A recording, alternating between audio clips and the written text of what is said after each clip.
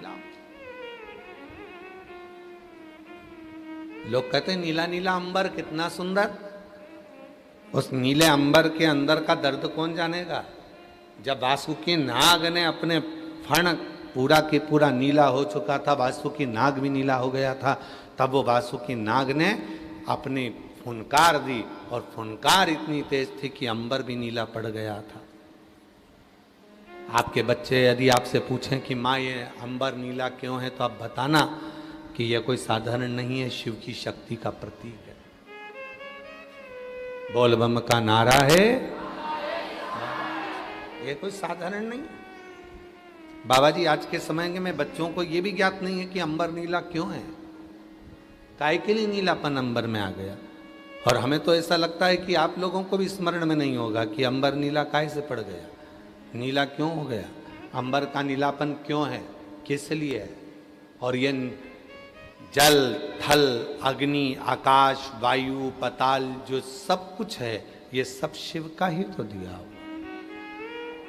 वो वासुकी नाग जो गले में लपटा हुआ था वो नीला पड़ गया था, उसकी फुनकार से ये अंबर नीला हो गया। वासुकी अब शिव जी को अब जहर का असर नहीं था।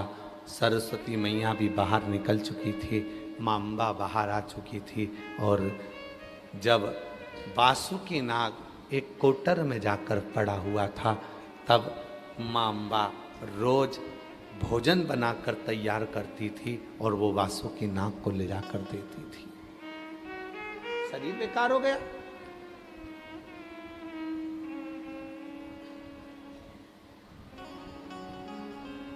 मेरी जीजियों, मेरे जीजाओं, मेरी बेटियों, मेरे बेटाओं, मेरे बुजुर्ग माँ बाप, ध्यान रखना, शरीर अच्छा रहेगा तो बच्चे भी आकर आपके गले में झूम जाएंगे। शरीर अच्छा होगा तो सब प्यार करेंगे, शरीर अच्छा होगा तो सब साथ देंगे। और शरीर अगर गड़बड़ हो गया तो कोई नहीं मिलेगा जो तुमको काशी का दर्शन भी करा दे। बाबा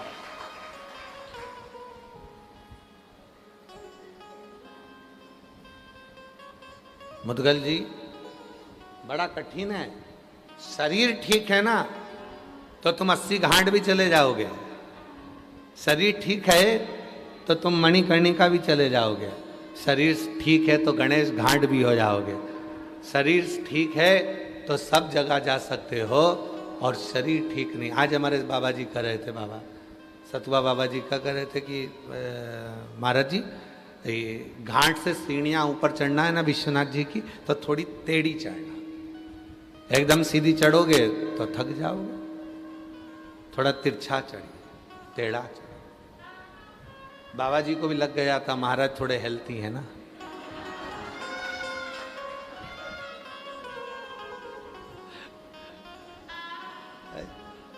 अब बाबा जी तो अपनी बॉडी एकदम फिट रखते हैं, क्योंकि कई बार कोई आता है तो फिर वापस नीचे आना पड़ता है, फिर दर्शन करने जाना पड़ता है। इनका तो सतुआ बाबा जी का तो जो आश्रम है वो भी थोड़ा ऊंचा है, सीढ़ियों पे चढ़कर, तो बार बार जाना फिर आना, फिर जाना फिर आना, तो ये बॉडी मेंटेन रहती है। अब यहाँ तो क्या है, वहाँ से आए, यहाँ आए, कथा बाची, फिर अपने कमरे में चले गए। हम तो किसी से मिलते भी नहीं हैं। आप लोगों से मिले क्या? हमारा तो मिलना भी नहीं होता, मिलते ही। और केवल एक जगह से मतलब नहीं, हम कहीं मिलते नहीं, हमारा आदत नहीं है। कोई नहीं कह सकता कि महाराज जी हमसे मिल लेते हैं ना। हाँ, पीछे के 1-2 दिन रहते हैं, उसमें हर हर महादेव आपसे करते मिलते, ऐसा नहीं। तो बाबा जी को भी लग गया कि बाबा महाराज जी थोड़े से तगड़े हैं, तो ये एकदम तो सीधा चढ़ेंगे नहीं, तो इनको थोड़ा तिरछा चढ़ाया जाए। तो इधर के घाट से चले, चलते चलते उधर तक पहुँचे, उधर से फिर इधर, फिर तुम्हारे पास फोटो वीडियो होंगे तो बता देना जरा, बता रहे हो? हाँ, कि भाई ऐसे ऐसे चढ़ रहे हैं, वो भी बता देना है, तो लोगों को ये ना लगे कि हाँ महाराज जी बोल दिए हैं। अब महाराज जी की तो स्पीड तेज थी, उन्होंने तो हाथ पकड़ रखा था, चलो चलते चलो। अब हमारी स्पीड तो स्पीड ही है, चलेगा। अब इनकी 4 बार सांस चले, हमारी 25 बार चल जाए। चलो,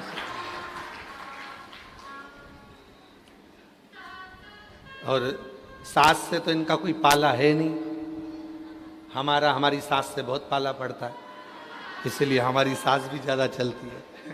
अब इनका कौन सी सास से पाला पड़ना। बाबा जी तो आदमी बता, और उतनी एनर्जी में मंदिर में भी पहुंच गए, मंदिर में जाकर पराठे बनाओ, सब्जी बनाओ। तो ये प्रेम। बाबा पार्वती मैया बासुकी नाग के लिए रसगुल्ला, गुलाब जामुन, कचौड़ी, भजिया, पकोड़ा सब लेकर चलते, रोज, प्रतिदिन, रोज। और रोज रोज जब बासुकी नाग के लिए जाएं तो देखा, शिव जी ने देखा कि आखिर ये रोज पकवान बनाकर कहाँ लेकर जाती है।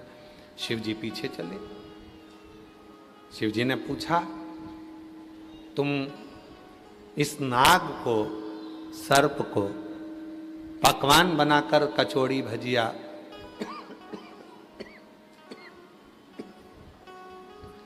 कचौड़ी, भजिया, पूड़ी, खीर इस नाग को, सर्प को क्यों खिलाती हो?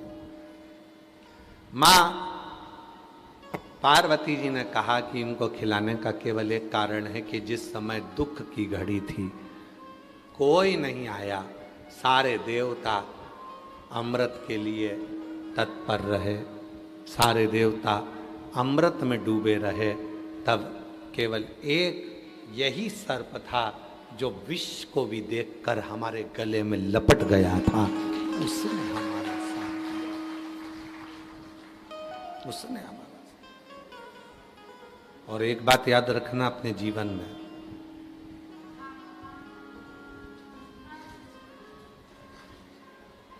जो दुख में तुम्हारे साथ में खड़ा है उसको जिंदगी में कभी भूलना मत, कभी मत भूलो। जो दुख में तुम्हारे साथ खड़ा, सुख में तो ढेरों खड़े हो जाएंगे, सुख में तो तुम्हारे बहुत सारे लोग आ जाएंगे कि भाई सुख है, गाड़ी बंगला जमीन जायदाद धन वैभव सब है, तो ढेर तुम्हारे हो जाएंगे। पर जो दुख में खड़ा है, दुख, जो तकलीफ में खड़ा है, जो कष्ट में खड़ा है, वो मूल है। जो दुख में खड़ा है वो मूल है, जो कष्ट में खड़ा है वो मूल है। और अंत समय प्रभु आना पड़ेगा, वचन दिया तो निभाना पड़ेगा। आए ना आए प्रभु कुटुंब कबीला, अंत समय प्रभु आना पड़ेगा, वचन दिया तो निभाना पड़ेगा।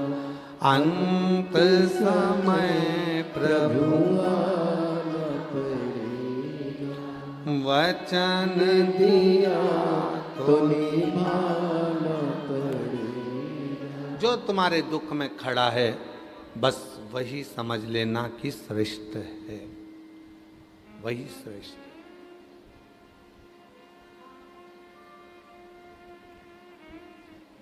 चार जगह पर जो तुम्हारे साथ खड़ा मिल जाए, समझ लेना कि वो तुम्हारे लिए श्रेष्ठ है। पहला,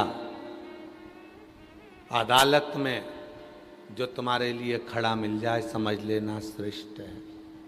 थाने में जो तुम्हारे लिए खड़ा मिल जाए, समझ लेना श्रेष्ठ है। अस्पताल में जो तुम्हारे लिए खड़ा मिल जाए, समझ लेना श्रेष्ठ है। और तुम्हारे दुख की घड़ी में जो तुम्हारे दरवाजे पर खड़ा मिल जाए, समझ लेना वो श्रेष्ठ है। वकील साहब बैठे हैं। वकील साहब, एक बात हम कहें कि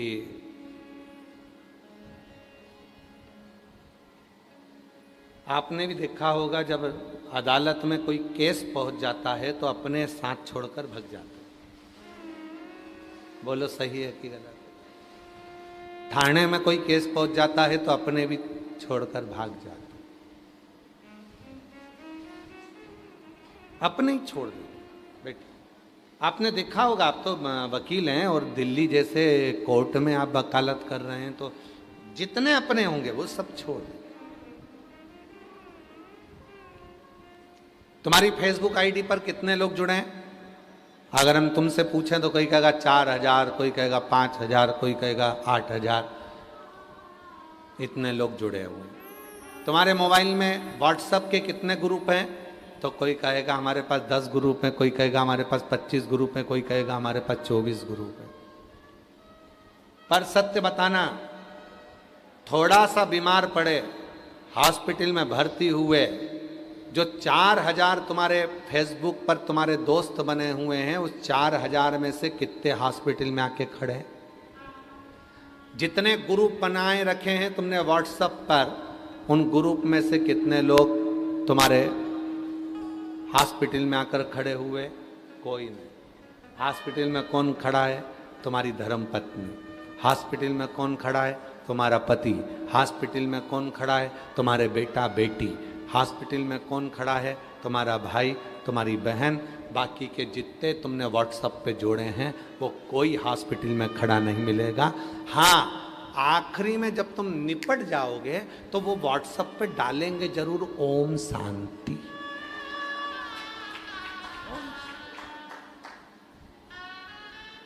वो आखिरी में डालेंगे।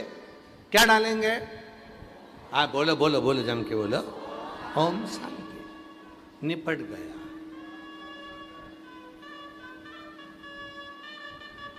वो आखिरी में डाल देंगे कि ये जा चुका है, ये शांत हो चुका है, ये पूर्ण हो चुका है। तो कोई नहीं आने वाला, कोई नहीं। फेसबुक पर दोस्त बनाओ, इंस्टाग्राम पर दोस्त बनाओ, व्हाट्सएप पर दोस्त बनाओ, पर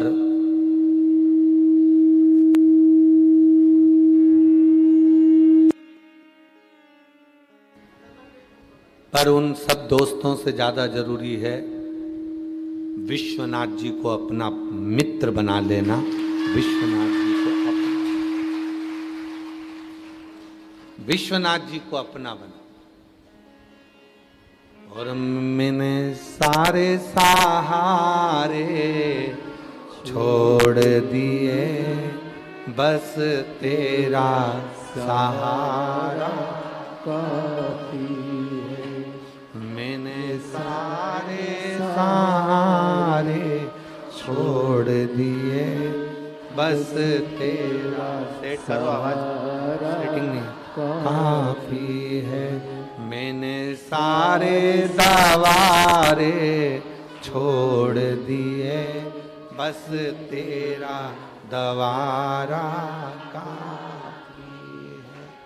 मैंने सारे दरवाजे छोड़ दिए, बस तेरा दवारा काफी। वो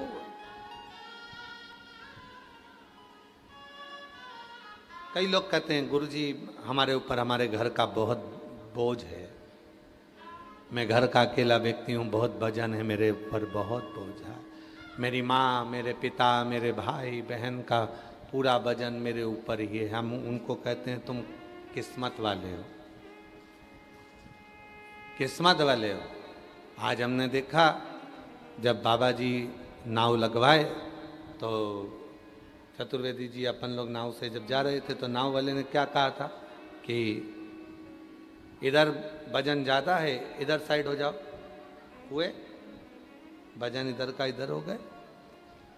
फिर हमने देखा कि एक नाव खाली भी थी और जो नाव खाली थी वो कहीं इधर जा रही थी, कहीं उधर जा रही थी, कहीं इधर जा रही थी। जिस पे वजन था वो एकदम अपने रास्ते पर जा रही थी।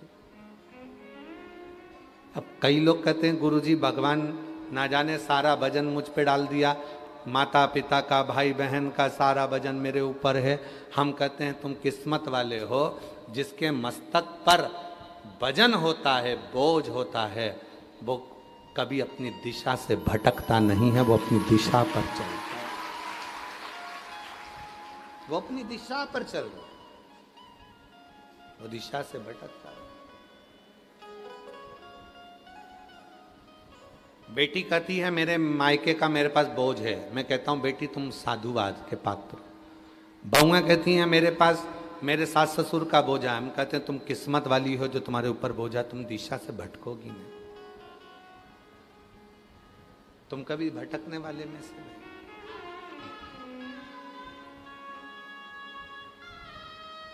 ये बोझा है।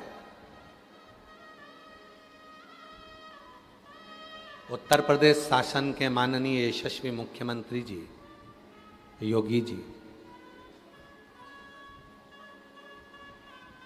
एक बार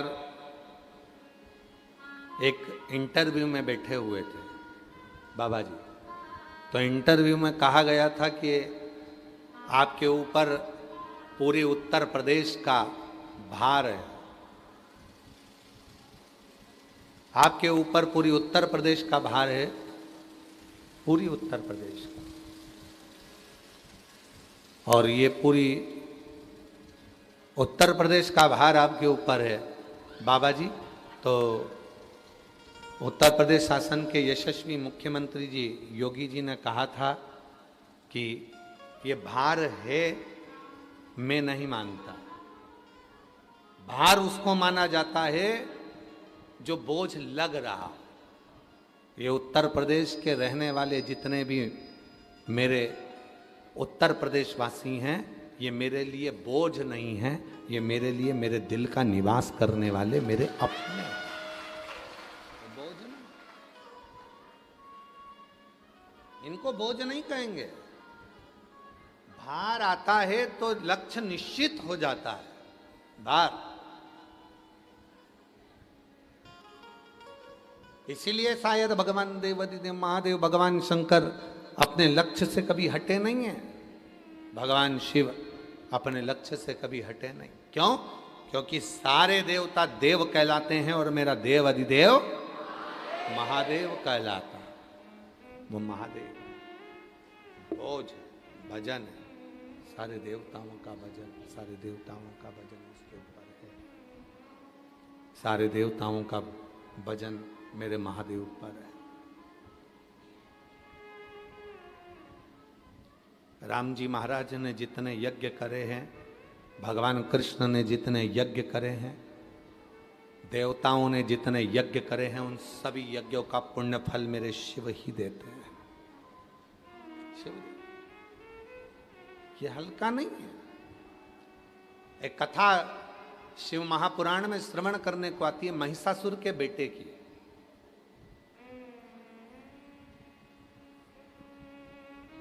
महिषासुर का जो लड़का था वो बड़ा विद्वान था, बहुत चतुर था।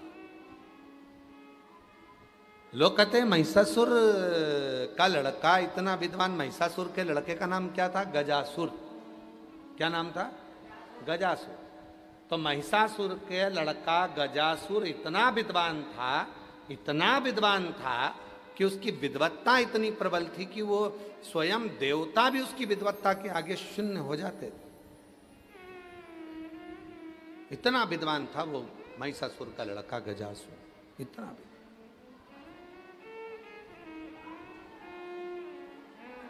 शंभु शरणे पड़ी मांगू घड़ी रे घड़ी, दुख काटो दया करी दर्शन आको।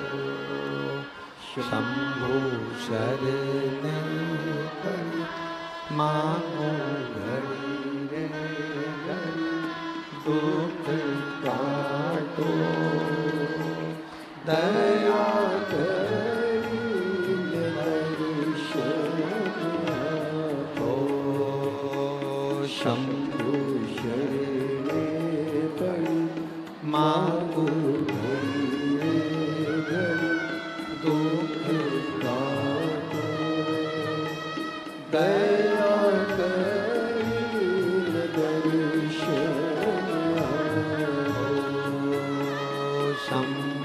शरण कर मांगो रे दुख पातो दया करीम दर्शन आपो शंभो शरण कर मांगो रे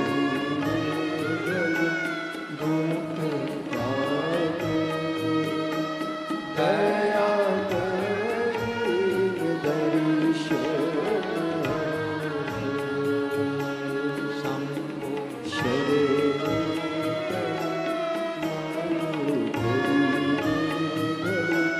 दुख पातो दया करीम दर्शन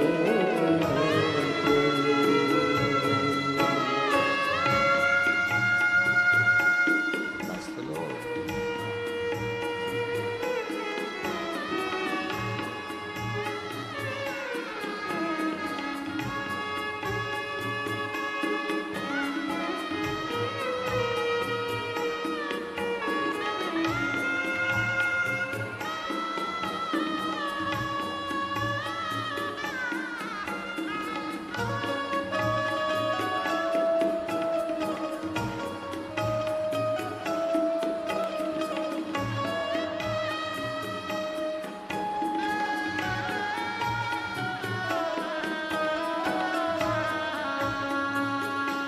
शंभु शरण पर मांगो घड़ी रे घड़ी दुख पातो दया करीम दर्शन आपो शंभु शरण पर मांगो घड़ी रे घड़ी दुख पातो दया करीम दर्शन आपो दया करीम दर्शन आपो दया करीम दर्शन आपो शिव कथा कह रही है, भगवान शंकर का पवित्र चरित्र कह रहा, शिव महापुराण कह रही है,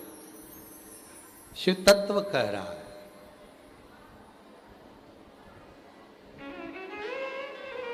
शास्त्र कह रहा है तारकासुर का बेटा गजासुर,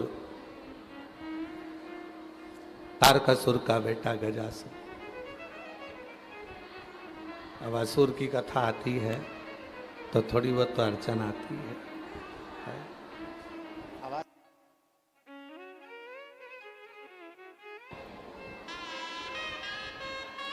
तारकासुर का बेटा गजासुर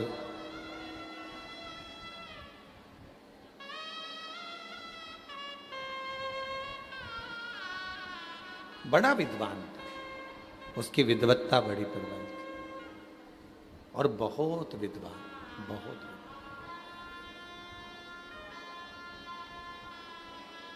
एक बार शिव का परम भक्त था गजासुर, शंकर जी का परम उपासक था, शिव जी की अविरल भक्ति करता था।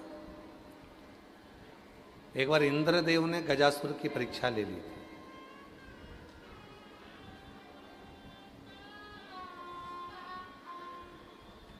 एक बार इंद्रदेव ने गजासुर की परीक्षा ले ली। क्या परीक्षा ली? गजासुर से इंद्र ने कहा कि तुम शिव के इतने बड़े उपासक हो, यदि शरीर के बिना छुए आप शिव को जल चढ़ा दो तो हम मान लें कि तुम शंकर के उपासक। शरीर टच नहीं करना चाहिए, शरीर ना छुए। बाबा जी बड़ी सुंदर कथा गजासुर की है। महिषासुर का बेटा है गजासुर और इंद्र ने इसकी परीक्षा ली। इंद्र ने कहा कि शरीर ना छुए तुम्हारा और तुम शिव को जल चढ़ा दो। अब बड़ा गजासुर को लगा कि था असुर, शरीर नहीं छूना चाहिए और जल शिव पे चढ़ना चाहिए। बैठ गया शिवलिंग के सामने, शिवलिंग के सामने बैठा था और शिवलिंग के सामने बैठकर जो मंत्र का नाद करने बैठा, जो नाद करने बैठा, ऐसा नाद किया शिव जी का। अब नाद कैसा करा था? अपनी वाणी का नाद। ऐसा चिंगाड़ा गजासुर, ऐसा चिंगाड़ा कि बादल फट गए और पानी शिव जी पर गिरना प्रारंभ हो गया। बादल फट गए, शिव पे जल गिरना प्रारंभ, बिना स्पर्श, बिना छुए, बिना हाथ, छुआ ही नहीं, हाथ ही नहीं लगाए। और हाथी तो था, शरीर तो हाथी था, बिना छुए उसको जल चढ़ाना था, बिना छुए।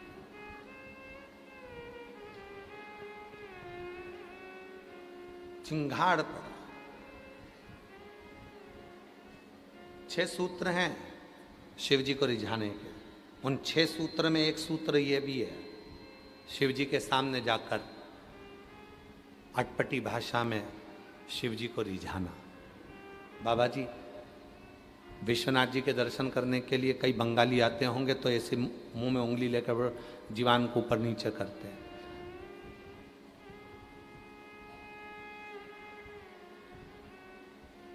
ये गजासुर का ही दिया हुआ है बाबा जी। गजासुर के पास में जब डमरू नहीं था शिव को रिझाने के लिए, तो केवल गजासुर ही ऐसा था जिसने गाल को डमरू बजाकर भगवान को रिझाया था। और आज भी सनातन धर्म में शिव को रिझाने की एक प्रथा है। जब व्यक्ति को लगता है कि मैं उलझन में फंस गया और मुझे कोई रास्ता नहीं मिल रहा, तो वो गाल का डमरू बनाता है। आप लोगों ने गाल का डमरू बनाकर कई बार पूजन करी होगी शिव जी को।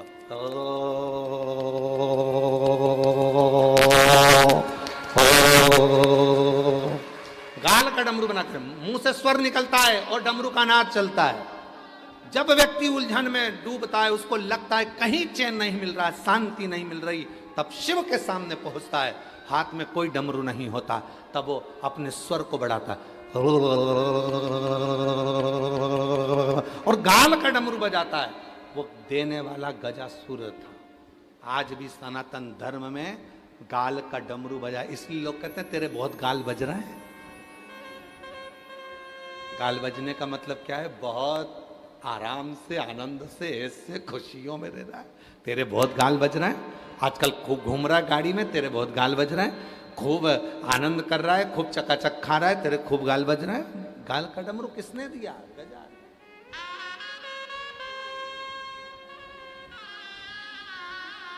आता है तुम लोगों को बजाना? अरे बोलो तो जम के, चलो बजाओ, चालू हो जाओ।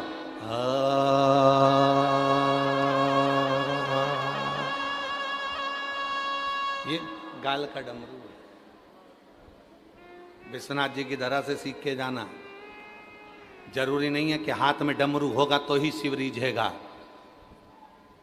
और अभी तो ऐसा हो गया है कि मंदिर में दर्शन करने जाओ तो कुछ सामान ले जा ही नहीं सकते, ना मोबाइल, ना फोबाइल, ना कैमरा, ना मेमरा, कुछ नहीं, तो डमरू थोड़े ले जान देंगे। इसलिए अपने गाल का डमरू बजा के भी शिव जी को रिझा सकते हो। शिव गजासुर रिझा देता, बड़ा उपासक था शिव का, बहुत प्रार्थना करता था शिव जी की, बहुत विनती करता था। महाराज एक दिन भोलेनाथ जी प्रसन्न हो गए उससे, बहुत प्रसन्न। मांग तुझे क्या चाहिए? गजासुर बोला, रोज रोज बुलाता हूं, दर्शन करता हूं, तुम्हें वापिस भेज देता हूं, बहुत तकलीफ में लगते हैं आप, मेरे को लगता है कि आप मेरे कारण परेशान हो रहे हैं। हमको लग रहा है कि आप हमारे कारण परेशान हो रहे हैं।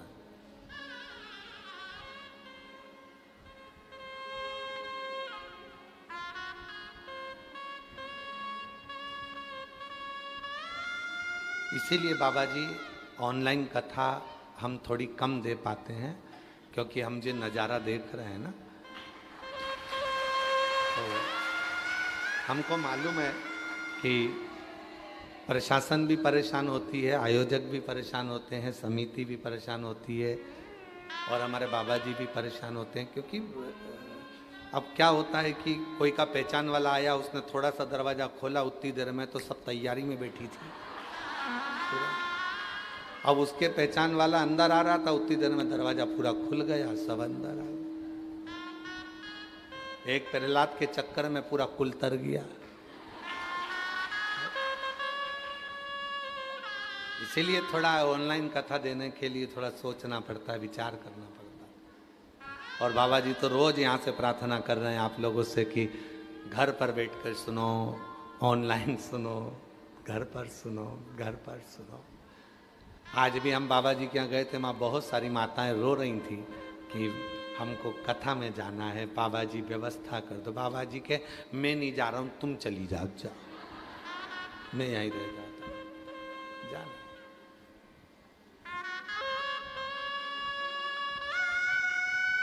पर वास्तवता है बाबा जी, मैं सतुबा बाबा जी आपसे कहूँ और पूरी टीम से कहूँ कि वास्तवता है, भले वाराणसी में रहते हैं पर शिव की कथा के प्यासे हैं। शिव की कथा, भगवान शंकर की कथा। और तुम चिंता मत करो, हम बाबा जी को छोड़ने वाले नहीं हैं, सतुबा बाबा जी को और पूरी टीम को भी नहीं छोड़ेंगे। तुम्हें जल्दी से जल्दी एक बार, अभी तो ऑनलाइन आए हैं, एक बार ऑफलाइन आते हैं।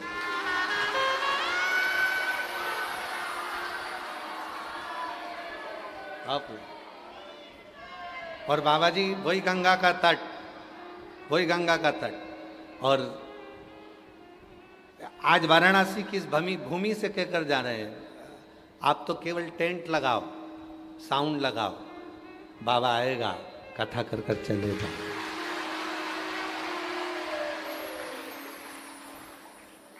कुछ नहीं देखना आपको, आस्था अवस्था ये वो सब बाबा देखेगा। आप तो केवल इन भक्तों की व्यवस्था करो, इनको पवाओ, इनको बिठाओ, सुलाओ, आनंद से कथा सुनो। बहुत प्यास है। और तुझसे मिलने के लिए तेरी कसम, तुझसे मिलने के लिए तेरी कसम, एक मुलाकात जरूरी है सनम, एक मुलाकात जरूरी है सनम। अब नवंबर का तो अपन पहले देखेंगे महीना में हम कहाँ कहाँ हैं, तो जो भी समय होगा उसको सूचित करें सबके लिए, सब सब। और जितने आस्था चैनल पर कथा सुन रहे हैं,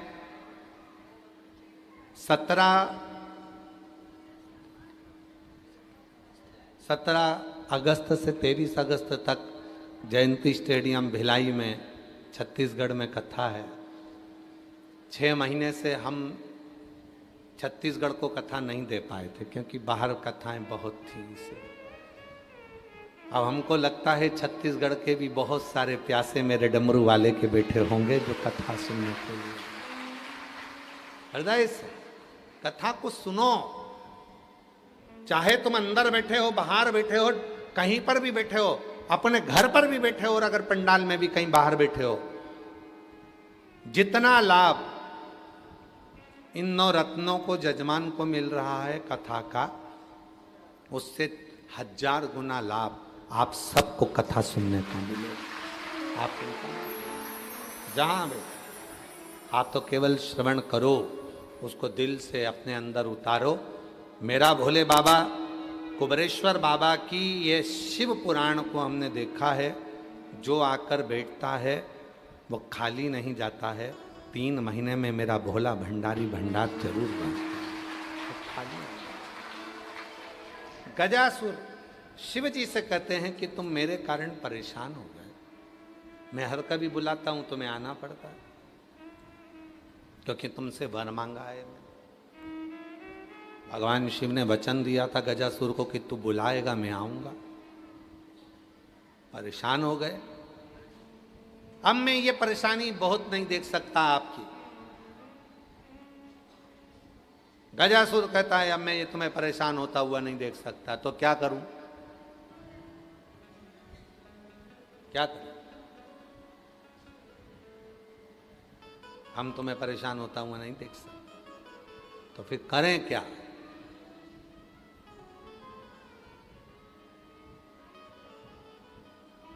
तो तुम्हारी परेशानी को देखते हुए ही सतुआ बाबा जी ने संजय केसरी जी को बोला कि बाहर टेंट लगाओ, पंखा लगाओ, एलईडी लगाओ।